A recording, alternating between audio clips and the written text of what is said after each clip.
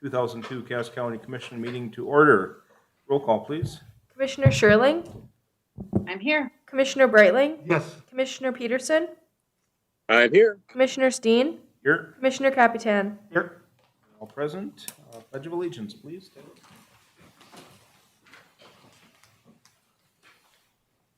Pledge allegiance to the flag of the United States of America and to the republic for which it stands, one nation, under God, indivisible, with liberty and justice for all.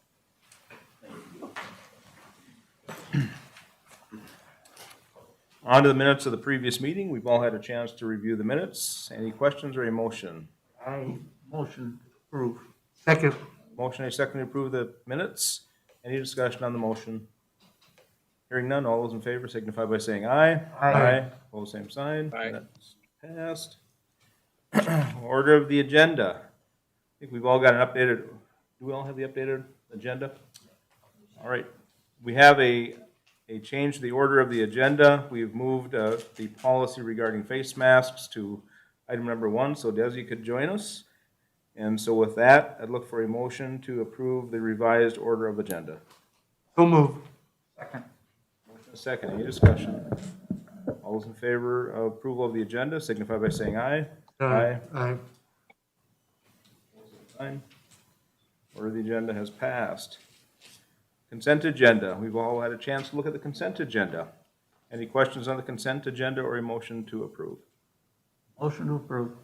Motion to approve the consent agenda. Is there a second? Second. A second. Any discussion on the motion? All those in favor? Oh, roll call, please. Commissioner Sherling? Yes. Commissioner Breitling? Yes. Commissioner Peterson? Yes. Commissioner Steen? Yes. Commissioner Capitan? Yes. Agenda has passed. We're into the public comment period. If there's anybody who's not on the agenda who'd like to address the commission, now would be your opportunity to do so.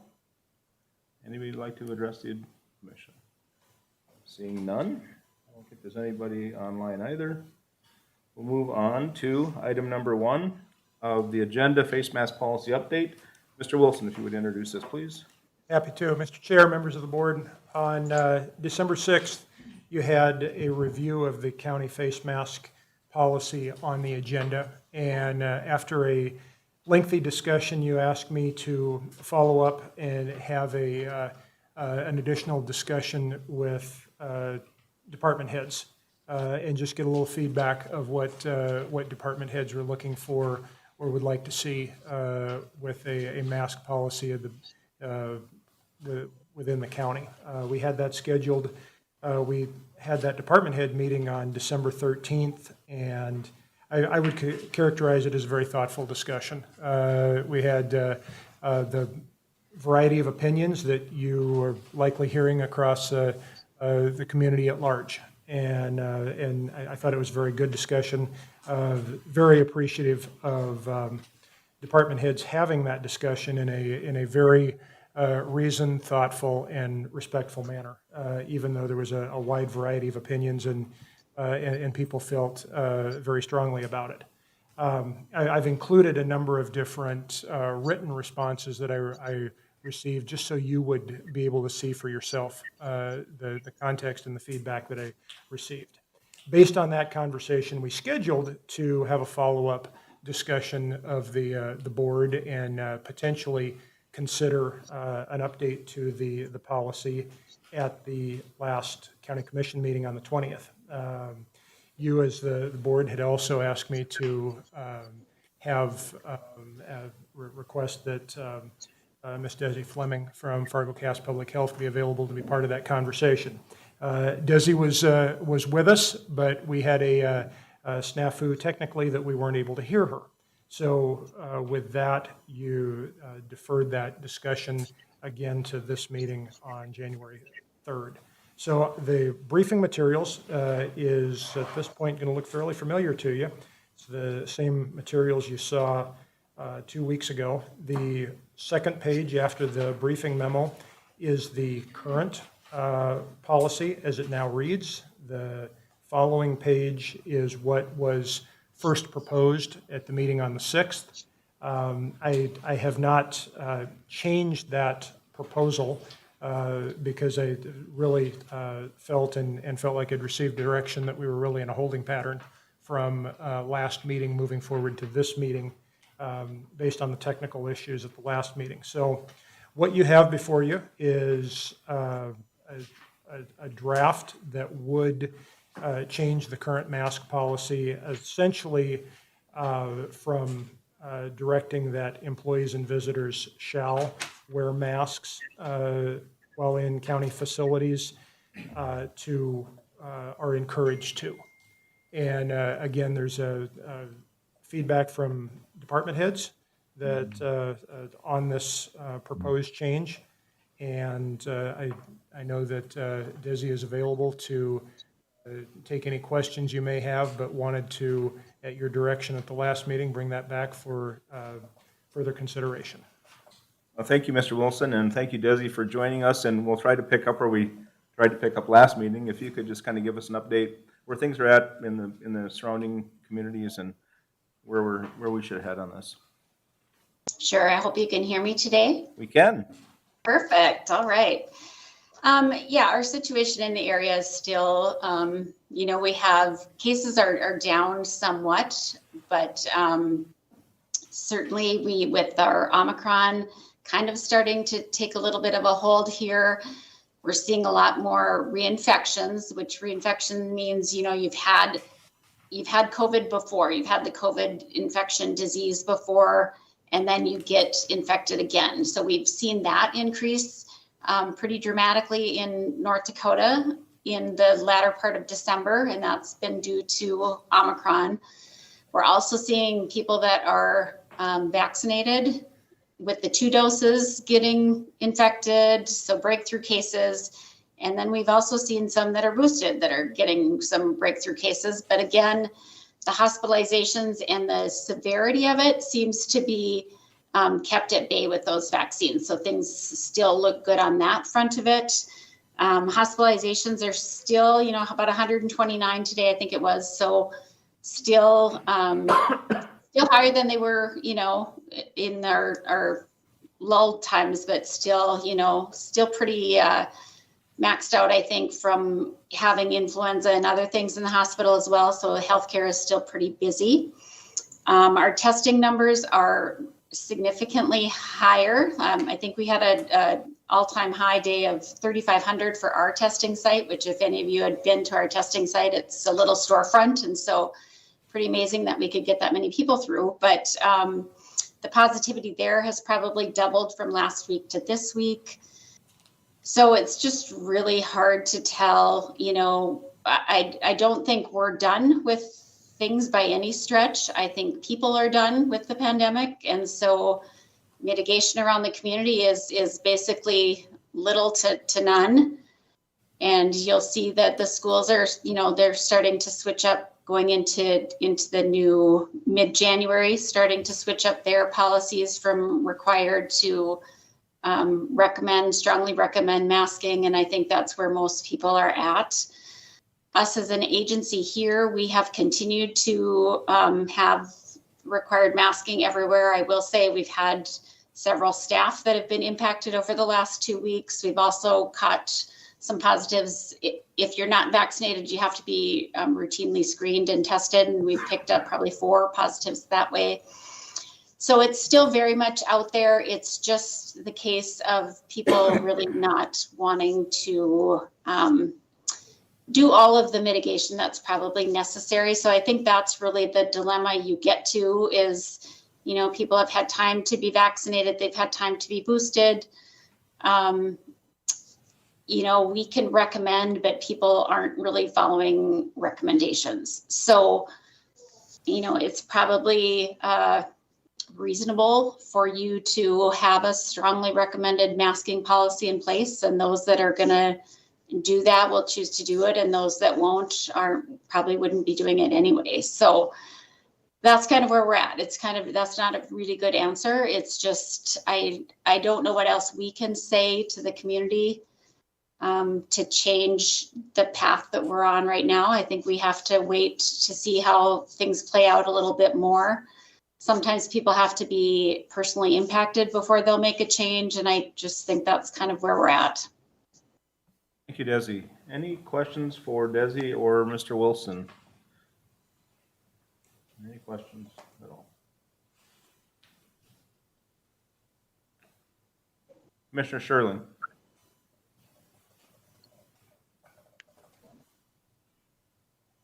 Thank you. So I guess I get a little confused, Desi. I appreciate you being here and helping us work through this. But if you don't think that anybody's going to follow recommendations, why would we bother having, recommending it in our policy? I guess it sounds to me that then we do need to have a requirement because people aren't going to follow recommendations. Am I misunderstanding you? Because it just sounds to me like you're saying, just go ahead and have a recommendation and good luck. But we both know that some people are going to follow that recommendation. But when I go out and about, it looks to be about 80% or more are not following that recommendation. And I don't really think it's our place to, personally, to have people I don't recommend that people wash their hands or anything. I think we're grown-ups. We can all remember to do that. So without a requirement, I don't see any way to protect our staff or the public from each other. So I guess I'm ready to just throw up my hands. But And so are we, Mary. So we're on the same page there. But I think that's the problem. So I mean, we have it here in our work environment because we all feel really strongly about it. But then most of us go out and we wear masks in public too. But when you have if all of your employees come to work and they're required to mask, but then they go home and go out and do different things and then they don't mask. So it's kind of adding kind of holes in your plan. So you can say it helps at work, but when they're not doing it anywhere else in the community, then it makes it a really difficult prevention strategy because someone could leave work and then go stop and get something or go for a drink or something, and then they could get infected there. So like I said, we require it and we still continue to advise it, whether people listen to us or not. We haven't changed our message. It's just from the schools, are going from the universal masking to the, strongly recommend. Certainly we believe in those mitigation strategies. It's just even with our city, they chose to drop the requirements, even, with having the health department. And we are just the only ones within the city that continue to do that is within our building. So it really is. And when we asked our physician group too, they kind of were at that same point of, we have to at some point learn to live with this if this becomes endemic. And when people are just across the nation, everyone is just done. They hear about a new variant and the next day they'll do things a little bit stronger, but then they kind of go right into that complacency of not doing anything. It's just, we're having a really hard time figuring out how to overcome that piece of it.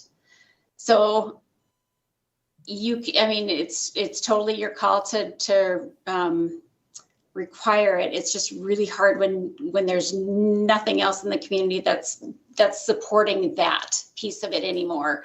So you're keeping them relatively safe for that time period that you have them. But then after that, it's kind of like anybody's game. So if that makes any sense at all, it's like I said, we struggle for sure. I can certainly hear the frustration in your voice. I'm just wondering, and then why would we even recommend it? Yeah, that doesn't make sense to me that we would recommend masks. I mean, certainly as employers, we have a lot of things that we have to recommend that our staff do safely. Right now, I think we're really pushing that people don't slip and have falls. There's a lot of ways you can get hurt on the job, and we want to keep our employees safe. But would this be, and maybe this isn't a job for you, maybe this is human our human resources people, but, you know, at what point do we quit recommending various efforts to keep people safe when it's just common sense? Yeah. And And that's where we went from the required to the recommended, because, you know, to us, at least, that recommendation means that we still believe in that as a strategy. But, you know, people are at the point now that, yeah, they have to choose what they want to do. And so, And I guess I can see you recommending it, but I'm not sure that then, because you're public health, we're not public health. So then what business do we have in making that recommendation? right. I'm just thinking aloud, but thank you. The only thing that it does a little bit is, you know, sometimes there are people that maybe don't feel supported, because right now, if you wear a mask out in public, I will say, like, I'm the minority. I may be like the only one in a store that has a mask on. So sometimes it is nice for people who choose to do those mitigation strategies to actually feel like they're supported if they want to choose to do that. That would be just a consideration. That's great discussion on that. Guess, Mary, I understand Commissioner Sherling, I understand your perspective as well. So right now we do have a policy on board. We can keep the policy. We don't have to take any action to keep the policy, or we can change it to the recommendation, or we could just dismiss the policy altogether. No action, just leaves it on board. Any questions for Mr. Wilson or Desi or discussion? Any motion? Hearing no motion, we'll move on to the next topic. Number 2, review, approve request from Cass County Joint Water Resource District to take immediate possession of right-of-way OIN 25. Mr. Dodds. Good afternoon, Commissioners. Happy New Year. You're familiar with why we're here, and I think I'll maybe just cut to the chase after a few opening comments. I don't believe that the property owner or their counsel is with us today, but if anybody knows otherwise, please correct me if I'm wrong. In front of you today, we do have a request to utilize quick take eminent domain for one property. This is a property in the upstream mitigation area. A portion of the property is impacted by what's known as the Drain 27 wetland project, and that project is ready to be bid. And the Corps is anxious to get moving on the bidding of that project. Maybe just a real brief reminder.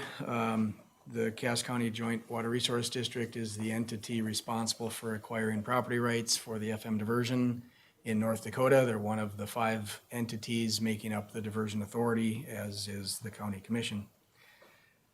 In that role of acquiring land for the project, the Water Resource District follows, at least for lands needed for the footprint of the project, we are following the quick take statutes laid out for water resource districts in North Dakota. That law was modified in 2017, where we have a very prescriptive process. Do a step, wait a period of time, do another step, wait a period of time, so on and so forth. In that process, one of the steps is for the Cass County Water Resource District to request that the county commission invite the property owner to a meeting. That's the meeting here today, public meeting. And at that meeting, we are also asking for utilization or authorization to proceed with quick take. Sean Fredericks is here and he can go into more details if you'd like, but the premise of the law is that the water resource districts were asked to get permission to utilize quick take from the elected officials in that county. And so that's the backdrop of why we're here. In front of you is a packet summarizing the negotiations and the requested acquisition of the Rosine parcel. This is OIN 25, owned by Kelly Rosine. You'll notice in the packet we have had quite a bit of discussions and followed the statutory process. On page 1 lays out a brief timeline of that schedule, and you can see the dates of when we made the offer to purchase, the formal negotiations, a request to meet with the Water Resource District Board, a notice to intent to take possession, and then a request to attend this public meeting here today on January 3rd. In addition, I would draw your attention to page 4 and 5 of the packet. Page 5 is a map showing the property, and you can see that is there's an older home on this property as well as a couple of outbuildings. The property is being used as more of a staging site for landscape materials. You'll notice on the west side of the property, there's some cross-hatching, which indicates the impacts from the Drain 27 project itself. There's both a piece of that property that we need in fee, as well as a portion of the property where we need temporary construction easement. One interesting thing to note about this property, the Drain 27 wetland project will also remove the utilities along 112th Avenue South. And so there is power and water supplied to this property right now. Those utilities will be removed. And so you'll notice on page 4, where we have the permanent damages listed of $42,000 and then the improvements of $195,000. Those improvements are being compensated for now. Although the taking itself is relatively minor, there is recognition that we will be damaging the remainder of the parcel, and so the appraisal did account for those damages and the reduction or loss of utility service. So as you can see again on page 4, we have appraised this property of about $242,000. That is for the impacts being taken by the Drain 27 project. The property owner has been in contact with our land agent, Lisa Kildee, who's also with us here today. The property owner did present a counter offer of $1.2 million, and quite a ways apart, of course, in those values. We do look forward to, as in the past when we visited with you, we do look forward to completing an updated appraisal, but we need to get through the gateway that we're asking permission for today. The one other thing I would just point out on page 29 and 30 is the contact log between our land agent, Ms. Kildee, and the property owners. You can see that we'd started some early conversations with this property owner in August of 2019. There was a period of time before we got the appraisal started in the fall of 2020. And since the fall of 2020, we've had fairly regular communications with the property owner or with their counsel. With that, I will pause, see if you have any comments or questions for me. Any questions for Mr. Dodds? Any questions? Or a motion? Commissioner Breiling. I move to authorize the Cass County Joint Water Resource District to utilize quick take eminent domain under section 61-16.1-09 parens 2 close parens of the North Dakota Century Code to take an easement for a right-of-way and easement for term of years regarding OIN 25. For a second. Second. Any discussion on the motion? Any discussion? Roll call, please. Commissioner Capitan, Yes. Commissioner Steen, Yes. Commissioner Sherling, Yes. Commissioner Breitling, Yes. Commissioner Peterson. Yes. Thank you. Motion passes. Thank you, Mr. Dodds. Thank you. Appreciate it. Much quicker this time than most of them. Appreciate that. I'm not sure if that's good. I know it's not you. Item number 3, Fargo Tax Incentive Application for Enclave Development. Mr. Gilmore. Good afternoon, Commissioners.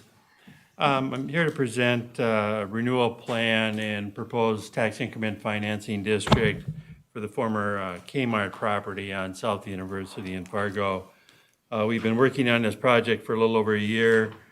The site has been vacant except for a Burger King that continues to operate on the property. The proposal is to demolish the old Kmart building and redevelop the site. There would be approximately 20,000 square feet of commercial space, another restaurant and a coffee shop constructed on the property. And then on the back side of the property, and where the footprint of the Kmart building would be, there would be 88 units of affordable housing to be developed by Beyond Shelter.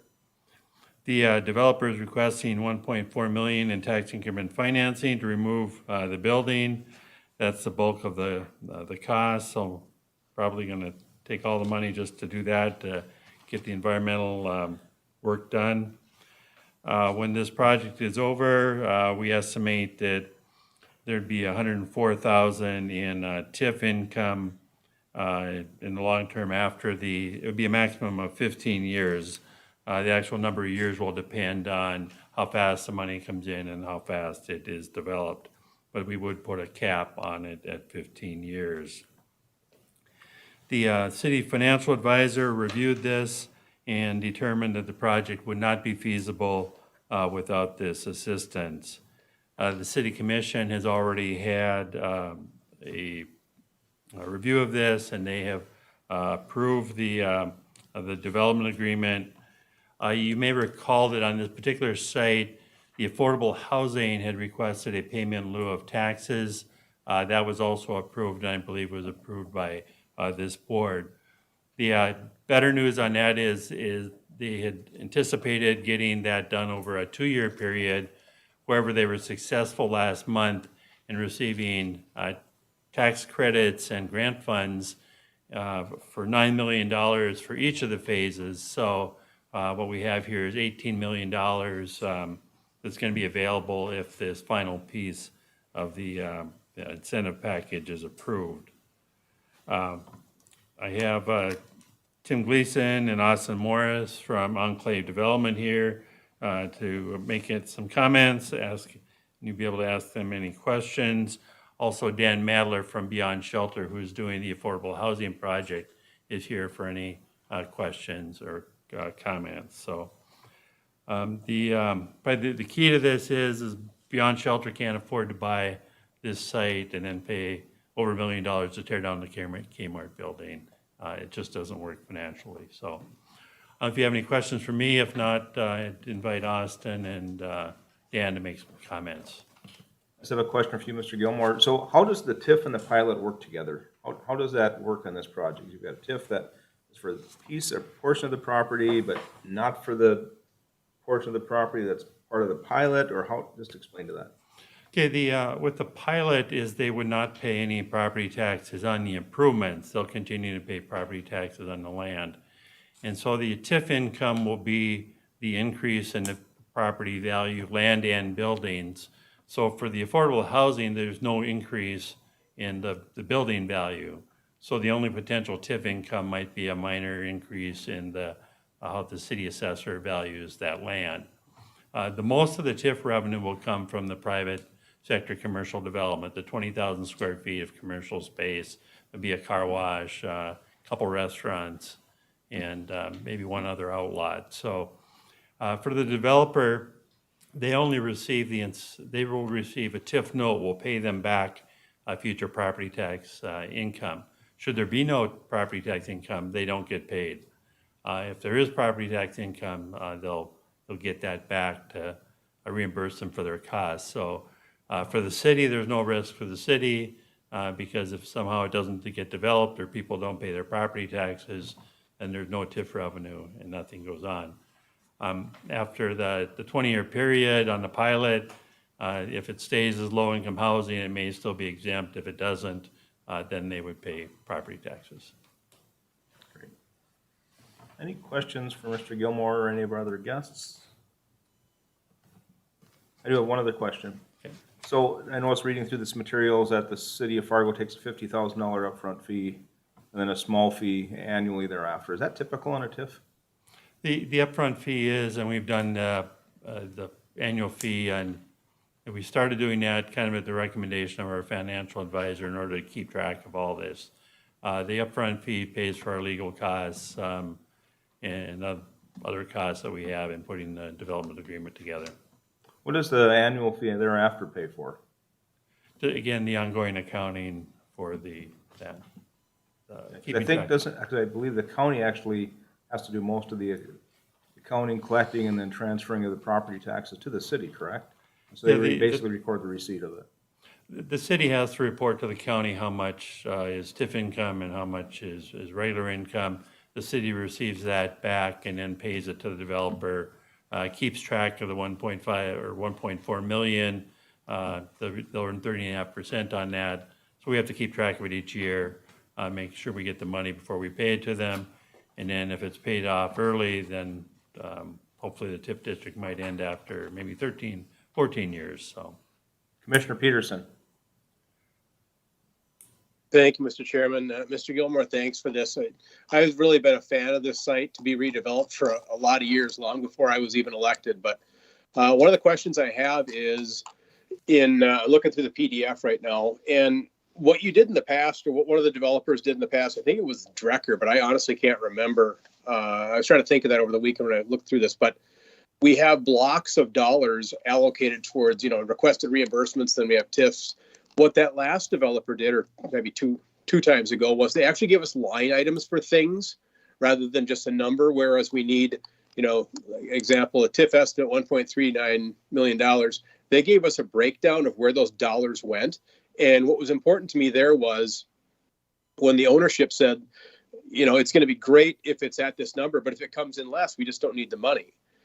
So is there a breakdown of what this money is going towards, meaning line item by line item, A, and then B, is this developer willing to say, yeah, if it doesn't cost this much, we simply don't need the money, therefore we won't utilize the resources?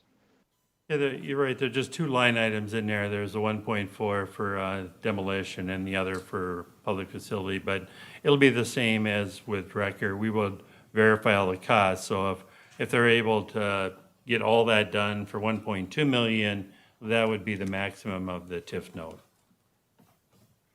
Maybe Okay, Austin can give you the details of how much is for the different aspects of demolition, how much of it's for the building, the parking lot, et cetera. And is that you, Mr. Gilmore, or who double checks that? Mr. Costin? I guess I would, with the assistance of the planning department, we have an accountant in planning who verifies all of that for us. Okay. Thank you, Mr. Chairman. Thank you, Mr. Gilmore. Okay, any additional questions for Mr. Gilmore or our guests from Enclave? Any questions or a motion? Mr. Chairman, Commissioner Capitan.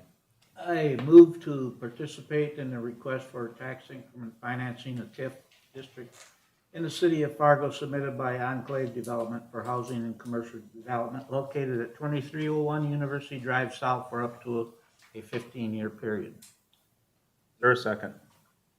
Second. Second by Commissioner Breitling. Any discussion on the motion? Any discussion? Roll call, please. Commissioner Peterson, Yes. Commissioner Steen? Yes. Commissioner Capitan? Yes. Commissioner Sherling? Yes. Commissioner Breitling? Yes. Passes. Thank you very much. Good luck. Looking forward to all the sticks going up. Appreciate that. Next item on the agenda, abatement hearings for Charleswood Commercial Estates LLC. Mr. Fracazzi. All right. Good afternoon, Chairman Steen, Commissioners. Presented in front of you today are abatements number 4525 through 4534. These abatements represent 5 parcels of vacant land in West Fargo, and the person is appealing for the 2019 and 2020 years on these parcels. These were all appealed in 2018 as well. Actually, a year ago today, there was an abatement on these same 5 parcels.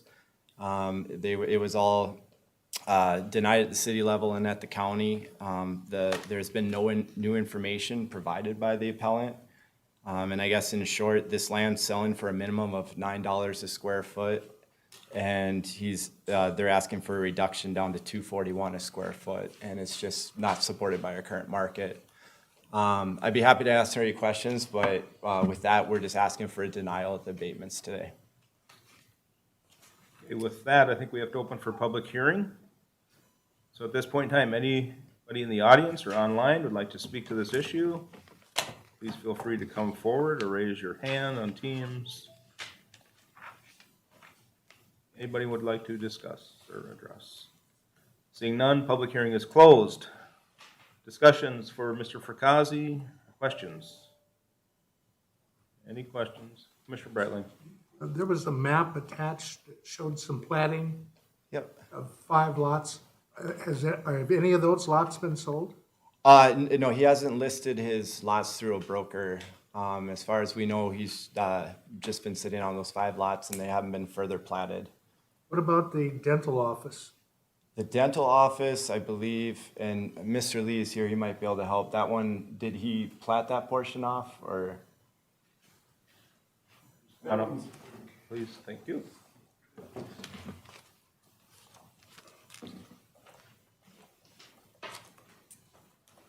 State your name and position.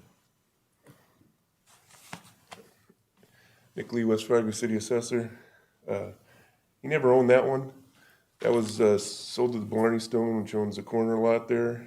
And Blarney Stone bought that south lot and then split it afterwards when they must not have needed all that for parking. But that one was the most recent sale in that block of area over there, and that was for 10 or 12.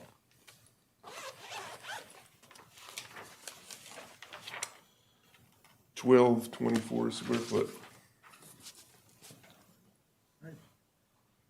Any additional questions for Mr. Fracassi or discussion? Mr. Chairman. I'm sorry, yes. Commissioner Peterson? Thank you, Mr. Chairman. Mr. Fracassi or Mr. Lee, I'm looking through the packet, and I did again this weekend too, but did the owner give us any comps on this? I'm guessing the comparables on PDF page, is it 3 or 4? 4.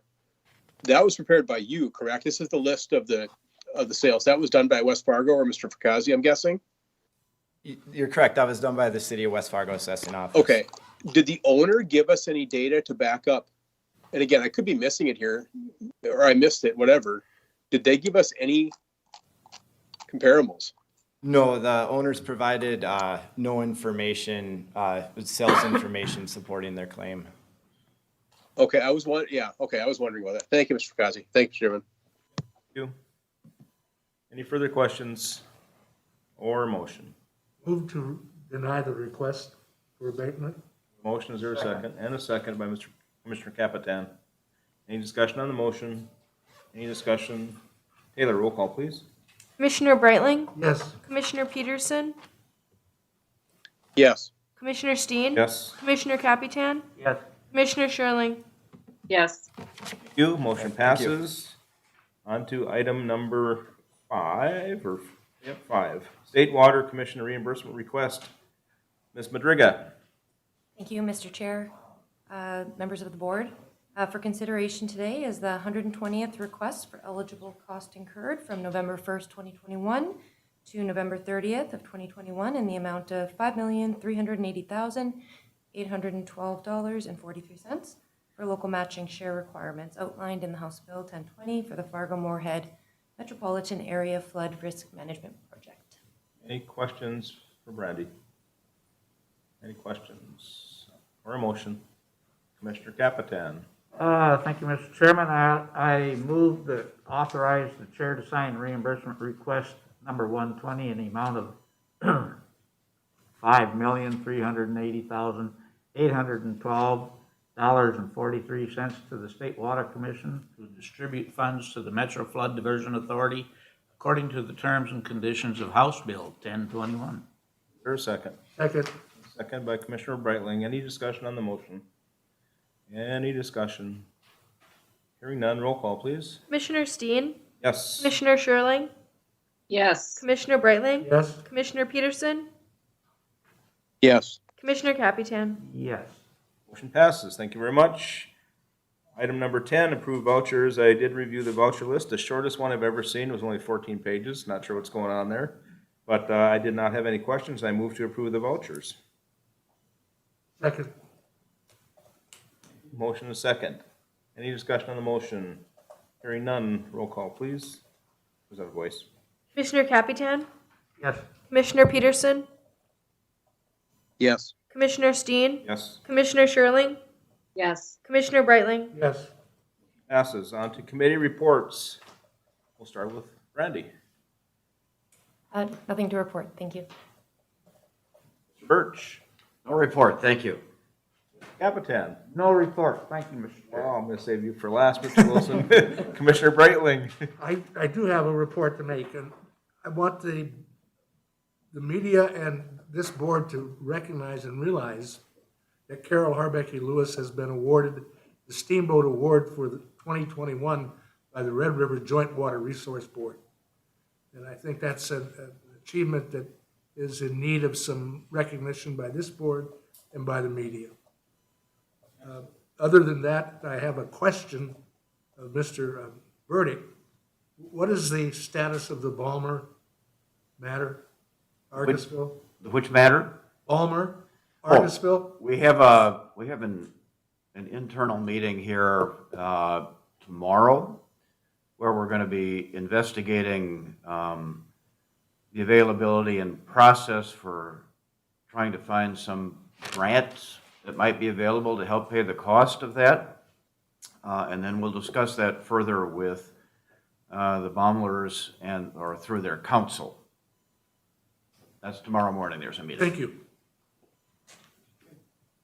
Anything else, Mr. Breitling? I have nothing else. Mr. Wilson? Mr. Chair, members of the board, just a couple of calendar-related items. I plan to attend the North Dakota Legislature Human Service Committee meeting in Bismarck next Tuesday. That committee has an ongoing effort looking at zone board compensation rates across the various zones, and this is intended that this would lead towards something of legislation on that matter at the next session, and looking for an update out of that meeting at that time. Plan to attend, and then there are a couple of committee meetings / zone meetings prior to your next commission meeting on January 18th, the 17th being a holiday, and so the next meeting will be on Tuesday the 18th. There will be a building committee at noon that day, and then the zone CAS Human Service Zone Board meeting will be at 1 o'clock on the 18th. The new Human Service Zone Director starts next Monday on the 10th, so wanted to just adjust that board meeting schedule to give the new director 1 week under her belt before the new meeting. After that, would default back to the typical schedule of meeting at 1 o'clock on the first Monday of each month, but this next meeting will be a bit out of the ordinary. And then at noon on that same day would have a building committee meeting. So just a couple of calendar updates. Just two follow-up questions for you, Mr. Wilson. On the first one of the items on the agenda, you said at the meeting you're going to attend regarding zone board compensation? Yeah. For zone board members? Or what is it? Zone employees. Zone employee, oh, okay. Yeah, there's the legislature is looking at some disparities in compensation between zones around the state, and there's an effort to bring those more to a equilibrium or equal levels. And how do you do that? What are the scales? How are those reset, and how do they impact various zones? Because there's quite a variation right now. Okay, thank you. Yeah. And just a, Commissioner When is Breitling. that meeting? That meeting is on Tuesday, the 11th, a week from tomorrow. Yes. Are you going to be there? Yes, I am. And then just to follow up on also the zone board, Commissioner Breitling and I and Mr. Wilson did some onboarding meetings with some of the new board members coming on. I know I missed one, and I think we've covered them all, however. Correct. So all of our zone board members had a little bit of an introductory session to ask questions and get some additional information. So it should be a good start, I think. Yep. Come January. Anything else, Mr. Wilson? Nothing more to report. All right, I just got a couple of small items.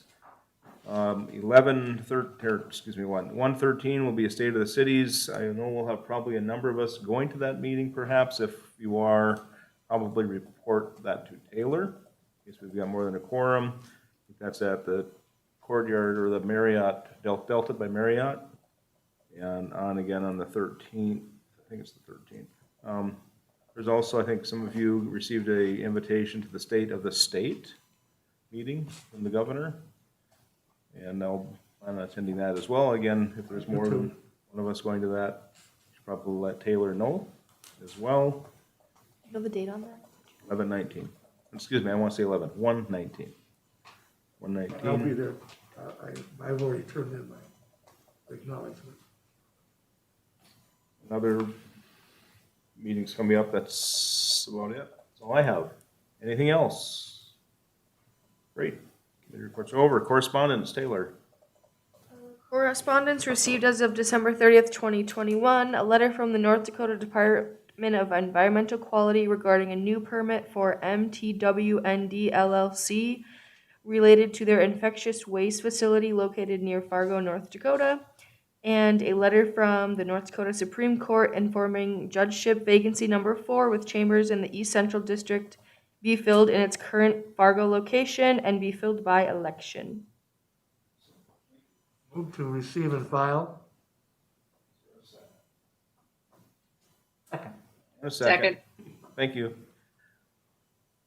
All those in favor signify by saying aye. Aye. Aye. Same sign. Thank Aye. you. That is it for correspondence. Last item on the agenda, number 13, adjournment. Is there a motion? Capitan moves. Peterson, motion or second? All right, and Peterson gets the second. Thank you very much. We're adjourned. Thanks, everybody. Thank you for everyone joining.